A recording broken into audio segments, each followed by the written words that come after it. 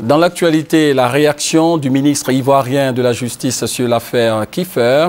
Selon Maître Oussou Jano, il n'y a plus d'obstacle dans le déroulement de l'enquête sur la disparition du journaliste franco-canadien. Le ministre de la Justice a affirmé que les autorités ivoiriennes collaborent avec les autorités judiciaires françaises pour faire la lumière sur cette affaire. Rappelons que Guy-André Kiffer a disparu depuis le 16 avril 2004 à Abidjan, capitale économique de la Côte d'Ivoire.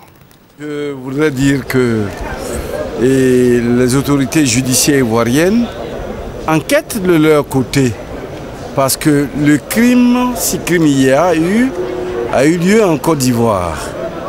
Donc une information judiciaire est ouverte ici en Côte d'Ivoire et une autre information judiciaire est ouverte en France dans le cadre des accords de coopération franco-ivoirienne.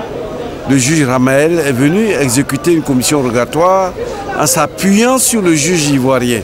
Donc c'est avec le juge ivoirien que les enquêtes se déroulent.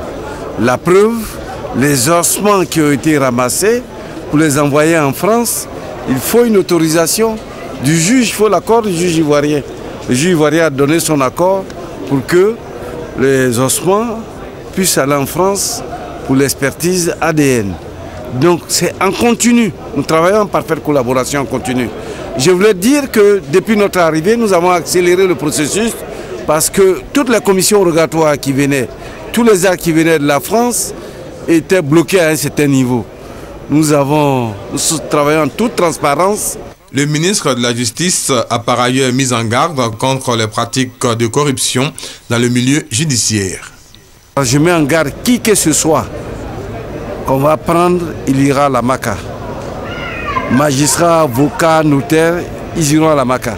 On va juger pour la première fois les magistrats ici, les condamnés.